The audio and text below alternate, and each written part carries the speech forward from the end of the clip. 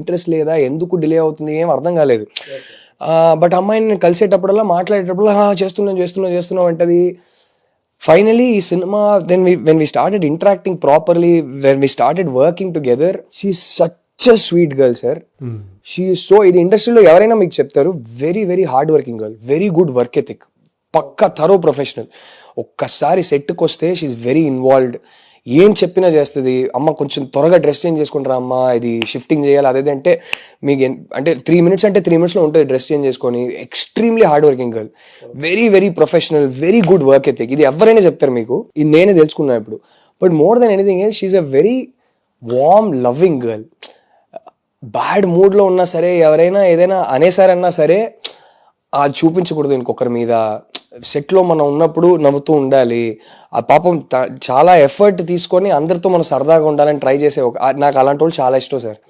అంటే పైగా తనకి పుష్పతోటి ఒక నేషనల్ లెవెల్లో ఇప్పుడు మళ్ళీ అనిమల్ ఆ తర్వాత ఇప్పుడు యానిమల్ 2 పాన్-ఇండియా హిట్లు కొట్టింది అమ్మాయి, మామూలు విషయం కాదు. And I'm so happy for her success.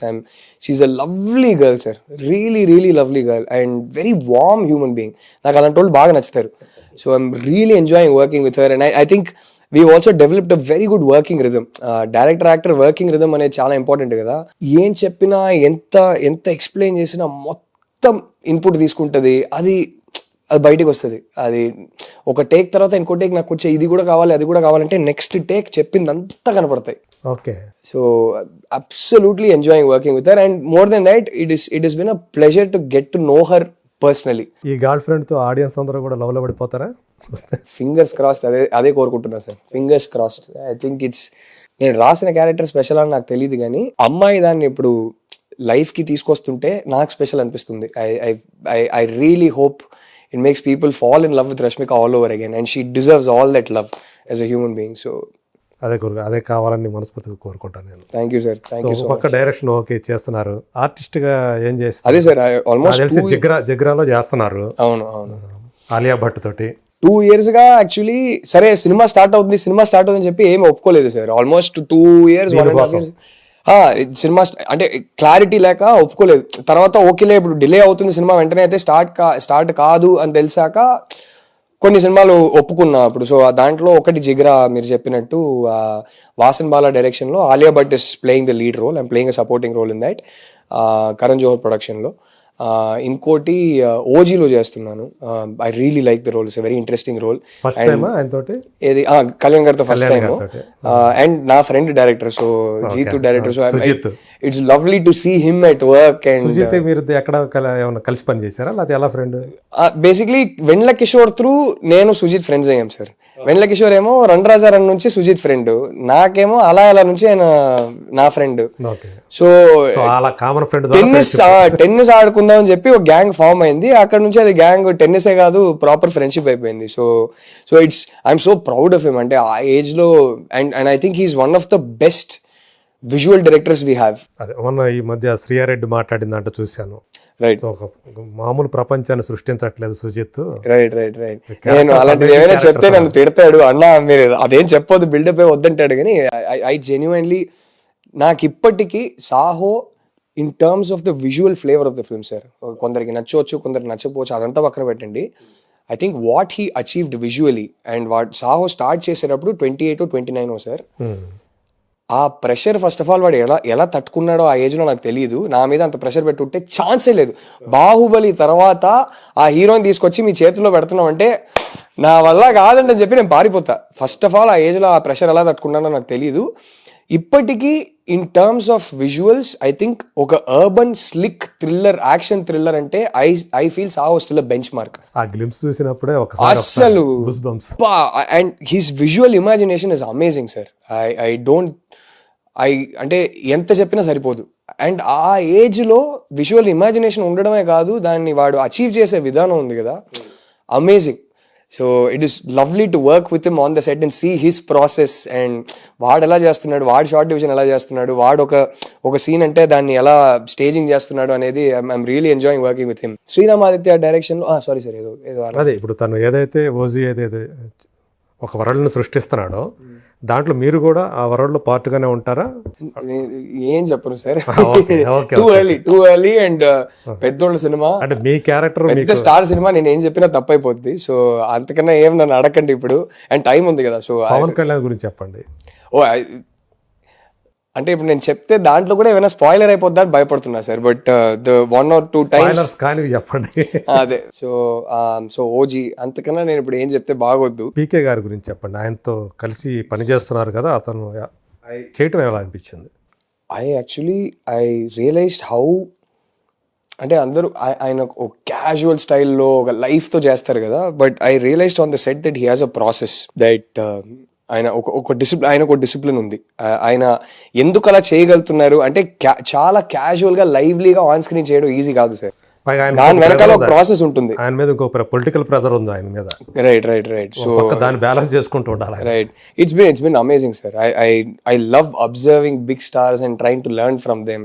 So ఆ రకంగా it's been a pleasure working with him. అంతకన్నా నేనేం చెప్పను ఇప్పుడు, ఏం చెప్పినా స్పాయిలర్ అయిపోతుంది, సో వద్దు. అది పక్కన పెడితే ఆ తర్వాత సో ఫస్ట్ సైన్ చేసింది ఓజీ జిగ్రా, అండ్ ఇది మన శ్రీరామ్ ఆదిత్య డైరెక్షన్లో శర్వానంద్ సినిమా ఒకటి జరుగుతుంది పీపుల్ మీడియా ఫ్యాక్టరీలో. సో దాంట్లో ఒక చిన్న it's like an extended guest appearance లాగా అదొకటి చేస్తున్నా. నేను మెయిన్ ఏంటంటే ఓకేలే ఇప్పుడు కొన్ని యాక్టింగ్ సినిమాలు కొన్ని చేసేద్దాం అనుకున్నప్పుడు మరీ ఎక్కువ కమిట్మెంట్స్ లేకుండా, మాక్సిమం 20-25 days కన్నా ఎక్కువ కమిట్మెంట్స్ లేకుండా ఏం వస్తున్నాయి అదే చేస్తున్నాను. అంతకన్నా ఏమైనా ఉంటే అంటే నాకు ఇప్పుడు writing and direction priority, plus ఆ టైంలోనే ఓకే ఎప్పుడైనా మన సెట్కి వెళ్ళొచ్చు అనే ఒక పరిస్థితి ఉండింది. సో అప్పుడు మరీ ఎక్కువ కమిట్మెంట్స్ ఉంటే వద్దు అనుకున్నా అప్పుడు. సో అప్పుడు కరెక్ట్గా ఆ టైంలో ఇది వచ్చింది. సో దాంట్లో ఒక ఎక్స్టెండెడ్ గెస్ట్ అపియరెన్స్ లాగా అదొకటి చేస్తున్నా. అండ్ ఇప్పుడు రిలీజ్ కొన్నట్లు ఏమైనా ఉన్నాయా?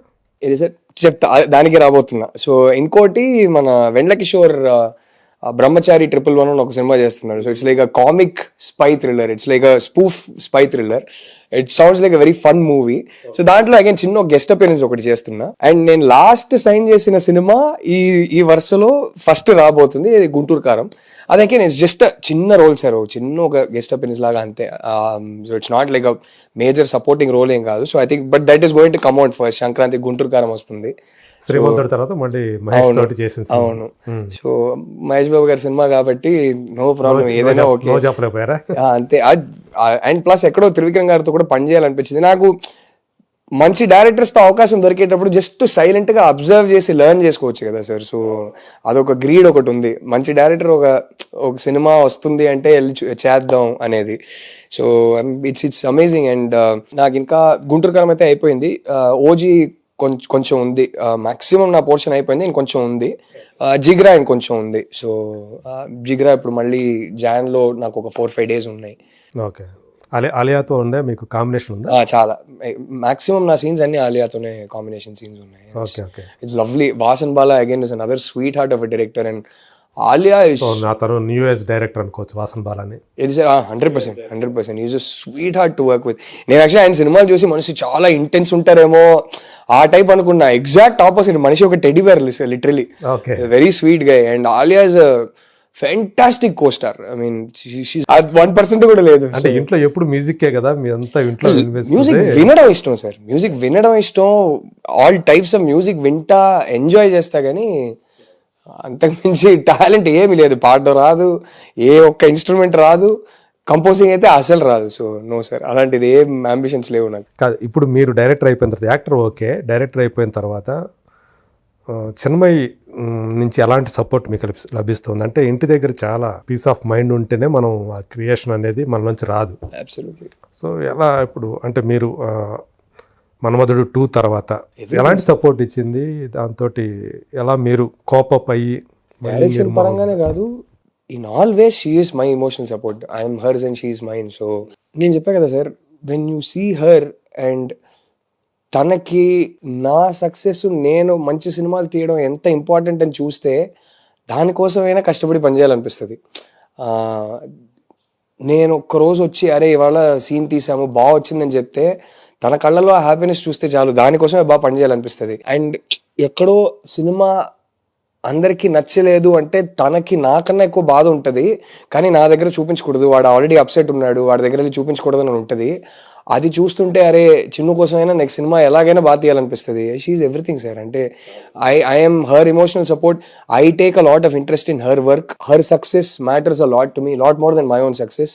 And she's exactly the same. My success matters to her more than her success. So అదొక బ్యూటిఫుల్ ఒక నర్చరింగ్ ఎన్వైరన్మెంట్ సార్. అది ఒక beautiful when you know that someone cares so much about you and your work.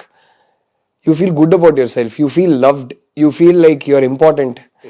And ఏ artist ఏ creator అయినా సరే first to feel loved, to feel important for somebody, to feel like you are their universe, I think it's the starting point for anything good you can do. అది creative వర్కే కాదు, any work.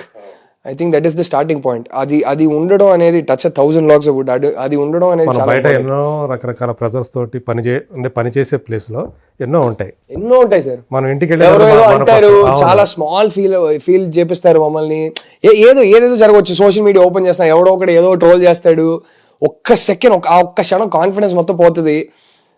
కానీ ఒక్కసారి ఇంటికి వెళ్ళాక తన కళ్ళల్లో నేను ఎలా ఉండాలని తను చూస్తుందో అది చూస్తే ఒక మోటివేషన్ వస్తుంది, ఒక రకమైన మోటివేషన్ వస్తుంది. That is the most beautiful nurturing environment in the world. So అంతకన్నా ఒక క్రియేటర్కి ఒక హెల్దియర్ స్పేస్ ఉండదు. అంతే, అదే మన స్ట్రెంగ్త్ కూడా. Absolutely sir. She is my strength, absolutely. She and like I said my family and my friends. Luckily I'm very blessed to have friends who care about me, who want me to do well in life.